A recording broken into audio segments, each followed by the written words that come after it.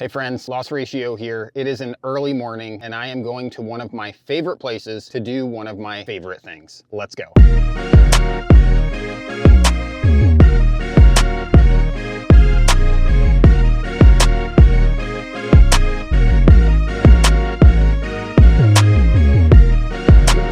morning. Thank you, you too. Home sweet home.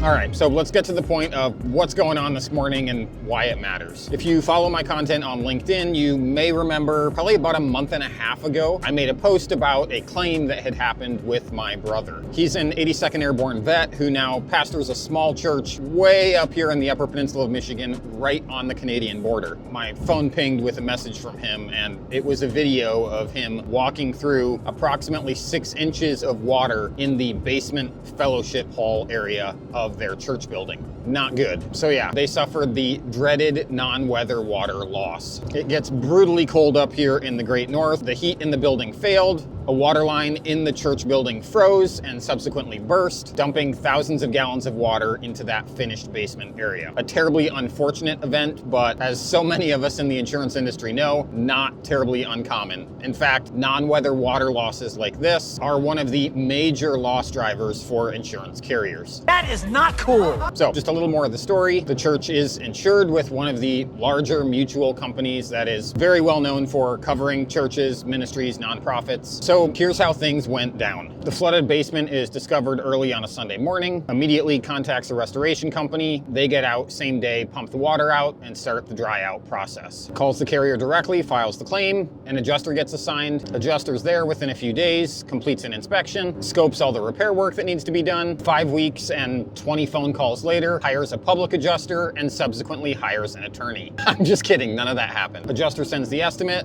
everything looks good, and within a matter of a couple weeks, a near 6-figure check arrives at the church and repair work can begin. Insurance did what insurance does best and what happens the vast majority of the time. The church is fully indemnified, everything's gonna be repaired, and the fellowship hall in the basement is gonna look and function better than ever. No delay, no deny, nothing to defend. It's a beautiful thing. So after I made that post on LinkedIn, I received so many thoughtful comments. Very thoughtful. And then got a DM from the good folks over at Flume. And no, this video is not sponsored by Flume. However, they very generously asked if I'd be interested in installing one of their water leak sensors at the church to ensure that something like this never happens again. So thank you so much to the good folks at Flume, and I'm super excited to try it out, get it installed here at the church this morning, and bring you along for the ride.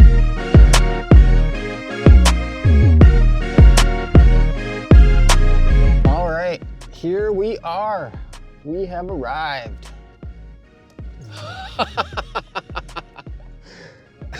Look at that car. How awesome is that? All right. Let's see who's here. Oh, there's the legend himself. Brother. What? Oh, awesome. I like them. Sunday morning, I am leaving the house to come to the church property, and one of our ladies that gets here first texts me and says, the church is flooded. The church, that's not good. No. So I rush over, and she wasn't joking. We had water pouring down this area over here. So this was a waterfall. Yep. And it was all building up down here and flowing to the lowest point of the building. I'll take you to the scene of the crime. We had breakage in this bathroom. So this is an outer wall, 8 inches that way. We're sub-zero temperatures. Yep. This pipe is to an outside spigot, and it actually ran directly into the plumbing that feeds this bathroom and the bathroom directly on the other side of this wall. Yeah.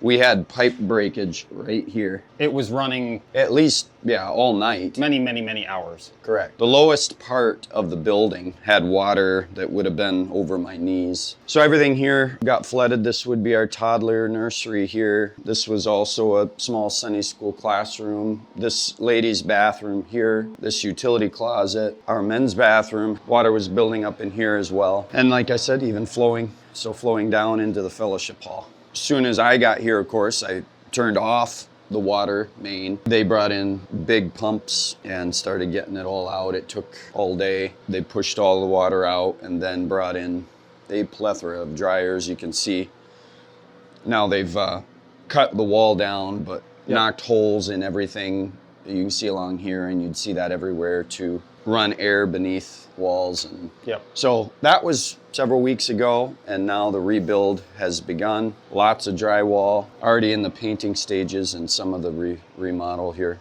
But this is where water was standing this high. Yeah, this is the video that you sent me walking through the water was down here. And then the lowest point of the room, and you can cut to that photo if you'd like, because I sent you a picture of this room. Oh, okay, But yeah. Yep. you could have dove into this like a swimming pool. Right. And they, of course, stripped this down to the walls, but this is the lowest point of the whole building. Got with me with the initial repair estimate, and then next thing I know, I was getting a check. But we were able to get these guys on the repair very quickly, in my estimation. It's really been a great process. And at the end of the day, like, we're roughly 30 days away from the time of loss, and the church already has the check in hand. Repair work is underway, and it's looking really good.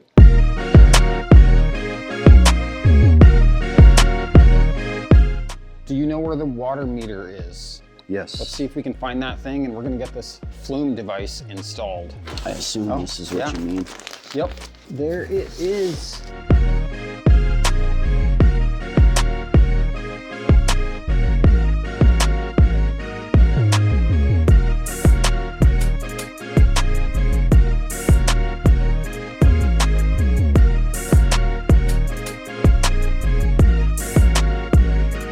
All right, bro.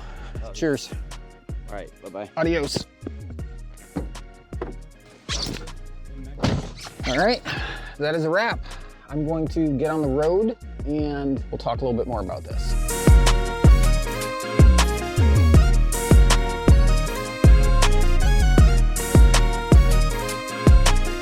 All right, back on the road.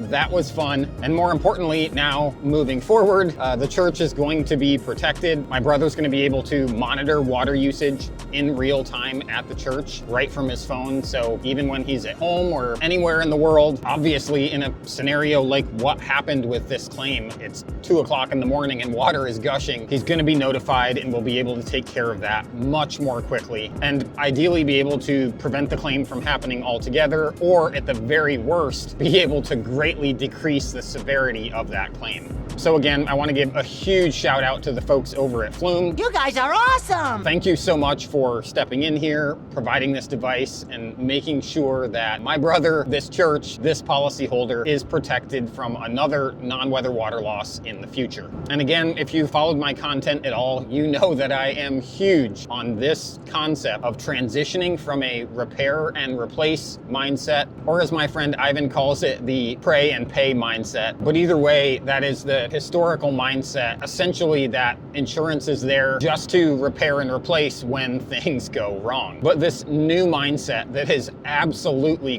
crucial for the industry, and was illustrated here by what we just did today, is the predict and prevent mindset. And that is saying, hey, as an industry, we're not just gonna sit back passively and wait for bad things to happen so that we can step in and repair and replace. That is just no longer a sustainable model for property insurance. The sustainable path forward This predict and prevent methodology says, no, this is no longer passive. We are now taking an active role in both predicting and preventing claims from happening in the first place. So in this scenario with my brother and the church that he pastors, his insurance carrier has done an incredible job with this claim. They really have. But they've paid out nearly 6 figures, and probably when it's all said and done will be a little bit over 6 figures on this claim that quite frankly could have been prevented if my brother had had a device like the Flume device prior to this claim happening. So again, predict and prevent. This church building, like so many structures all over the United States, across the world, are aging. And this is one of the major reasons why we've seen this big uptick in non-weather water losses. It's because time passes quickly, and so many of these buildings, whether they're commercial buildings or residential structures, have mechanical systems that are aging. And it's not a matter of if, it's just a matter of when they're going to fail. Because let's be honest, it's just going to happen again